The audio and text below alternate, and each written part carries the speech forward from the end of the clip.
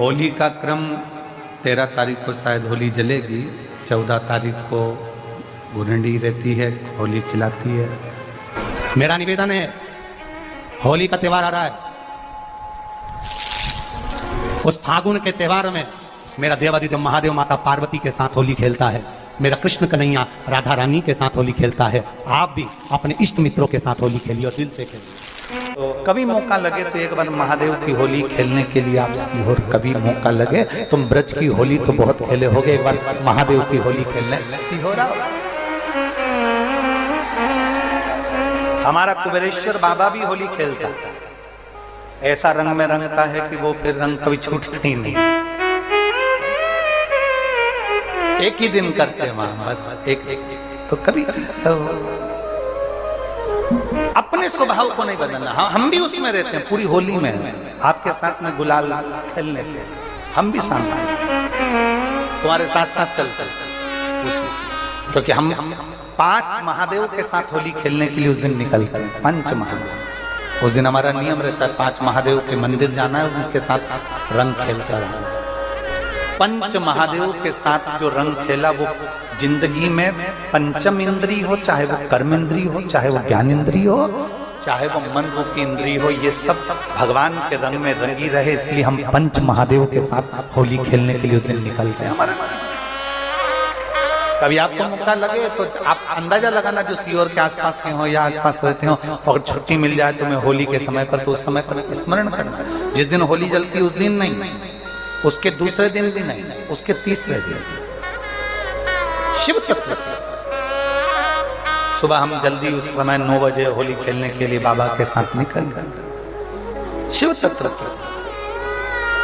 अहम से, अहंकार से दूर हो जाओ। दिवाली तुमको थोड़ा सा अभिमान सिखा सकती है, रक्षाबंधन तुमको थोड़ा सा अभिमान सिखा सकती है, मकर संक्रांति तुमको थोड़ा सा अभिमान सिखा सकती है। कई माताएं मकर संक्रांति पर सामान बांटती है, कोई कहेगी मैंने चलनी बांटी, कोई के मैं बाल्टी बांटी, कोई के मैं डब्बा बांटी, मैंने तो ये बांटा, मैंने तो थोड़ा सा अहंकार सिखा सकती है मकर संक्रांति भी। रक्षाबंधन भी तुमको अहंकार सिखा सकती है, मैंने तो देखो चांदी की राखी बांधी, मैंने सोने की राखी बांधी, मेरे बहन ने साड़ी दी, मेरे भाई ने ये दिया, मेरे भाई ने, वो भी अहंकार सिखा सकती है। दीपावली भी अहंकार सिखा सकती है कि मेरे पर्दे इतने के लगाए, सोफा सेट इतने का लिया, बेडशीट इतने के लिए, मैंने घर में रंगोली ऐसी डाली, मैंने गुजिया पपड़िया ऐसा बनाया, वो भी अहंकार सिखा सकती है। सारे त्यौहार अभिमान सिखा सकते हैं, केवल एक होली ऐसी होती है जो अहंकार से विहीन सिखा सकती है। मालूम नहीं पड़ता व्यक्ति की शान क्या, सत्ता क्या, शोहरत क्या, कौन हो तुम, वो रंग में डूबे हुए हो। बस शिव तत्व वही कहता है, इस महादेव के रंग में एक बार अगर डूब गए तो फिर तुम उस रंग में रंगने के बाद दूसरा रंग तुम पर चढ़ता नहीं। दुनिया के लोगों ने कहानी गलत गढ़ दी, पूरी कहानी गलत बताई। अगर दुनिया के लोग सही कहानी बताते तो भतीजा और बुआ का संबंध खराब नहीं होता। कहानी गलत थी ना। लोगों ने कहा, हिरण्यकशिपु ने अपनी बहन से कहा, बहन तू अपने भतीजे को गोदी में रख कर बैठ जा और चादर ओढ़ कर बैठ जाना, तू बच जाएगी, तेरा भतीजा जल जाएगा। तो बुआ भतीजे को जलाने के लिए गोदी में लेकर बैठी। बोलो सही है कि गलत है? लोगों ने कहानी गलत बताई। होली का लोगों ने कहा उसने अपने भतीजे को जलाया। पहले तो होलिका का नाम तो निकालो कि होलिका का नाम क्या है।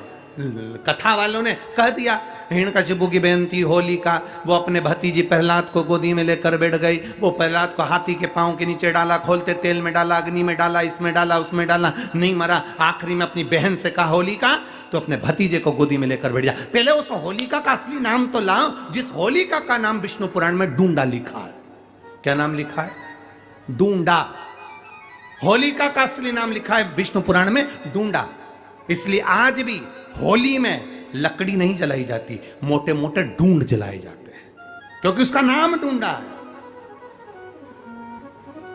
और डूंडा बैठी अग्नि में, भतीजे को गोदी में लेकर बैठ गई। उसके पास में एक ब्रह्मा जी की चादर थी, जिसको ओढ़ कर बैठ जाती थी तो आगी में जल नहीं सकती थी। डूंडा ने देखा चारों तरफ से आगी लग गई, मेरा भतीजा जल जाएगा।